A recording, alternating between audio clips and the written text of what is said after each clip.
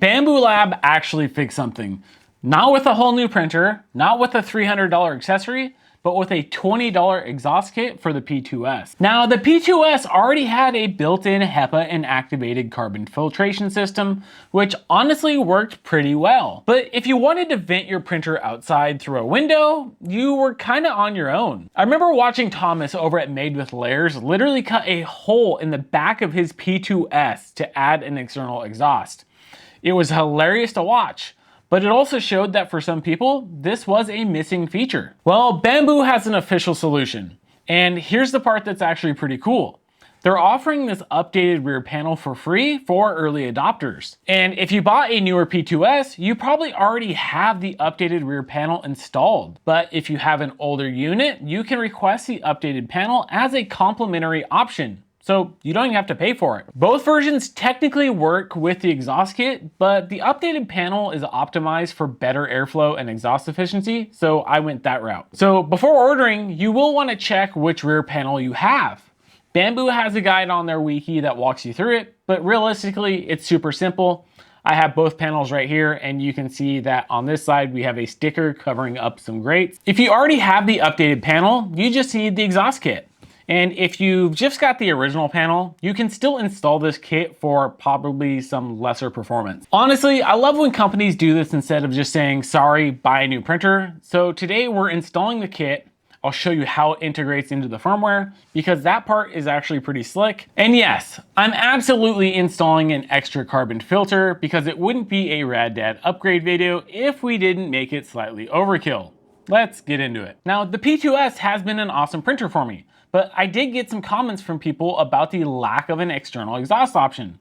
And it's really cool to see Bambu Lab recognize that and release this upgrade kit. Best of all, it doesn't cost an arm and a leg, and you don't have to cut a hole in the back of your printer like Thomas did. Inside the box for the upgrade kit, you get the external exhaust fan, the circuit board, a 6-pin cable, and all the mounting hardware that you're going to need.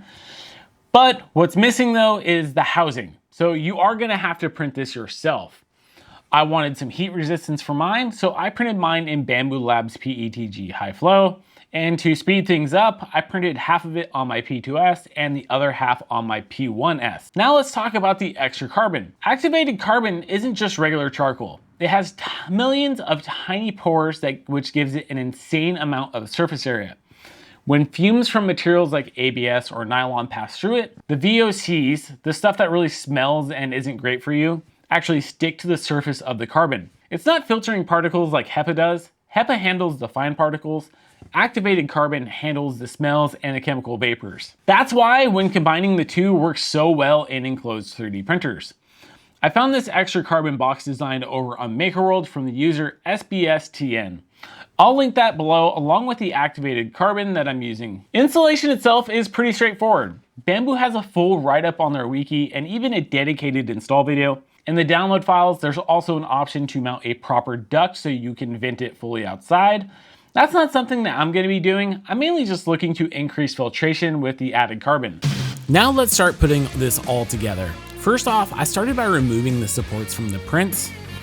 And once that is done, I was able to start adding in the claws to the lid. And by claws, I mean those tiny little things that we printed out. Now with all the claws installed, we can add the foam strips to the edge of the lid.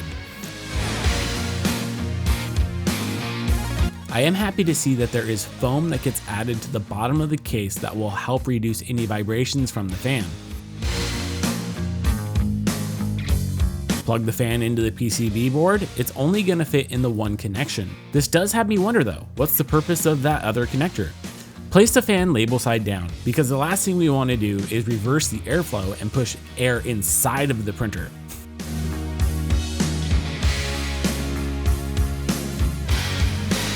Add the 3 screws to secure the board in place, and be careful not to over tighten any of these screws. Since we're just screwing into plastic, there's a good chance that we could strip out the holes. It is nice to see that there is a little bit of cable management slot here. Now I slid the top piece into the case, and you want to make sure that you're putting it in the right way. It's only going to fit the one way.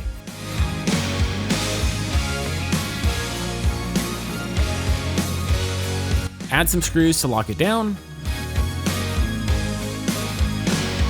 And now we can add even more foam strips to help ensure that we get a good seal on the back of the printer.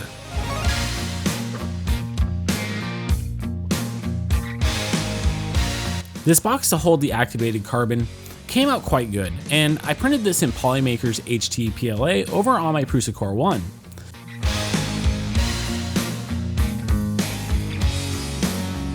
You know, I always hate trying to fill up these boxes. I always end up making a mess and overfilling them, which makes sliding the lid on rather difficult.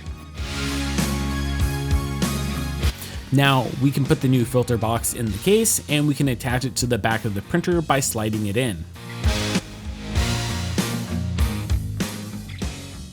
Okay, funny story. After I got everything installed, or so I thought, I went to film the part where I manually activate the fan to test to see if it's working. And well, it wasn't showing up. I spent at least 15 minutes panicking, thinking I had a bad board and this was all going to be for waste and I wasn't going to get a video out of it. I swapped the cables from the AMS over and it still didn't work. And then it hit me. The AMS wasn't showing up either.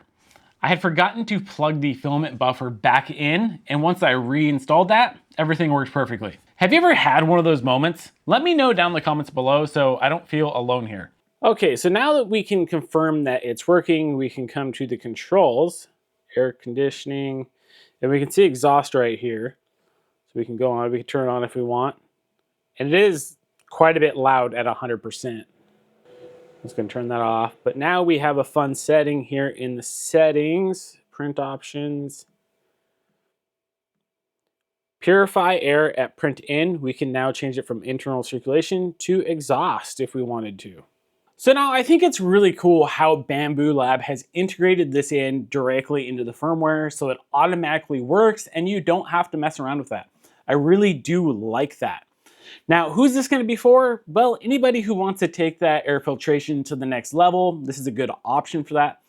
And if you wanted to vent outside, this is obviously a must-have. You're gonna have to use this in order to vent your stuff outside. So there we have it. The P2S exhaust kit is installed. It integrates cleanly, and for 20 bucks, this is honestly one of those easiest quality of life upgrades that you can do. But here's the thing, this isn't even the most powerful upgrade I've done to this printer. If you want to see the upgrades that completely change how this machine performs, watch this video right here. And if you want to support the channel directly and see more behind the scenes content, there's a Patreon link down below as well. All right, this is Adam from the Rad Dad Print Lab, and I'll see you next time.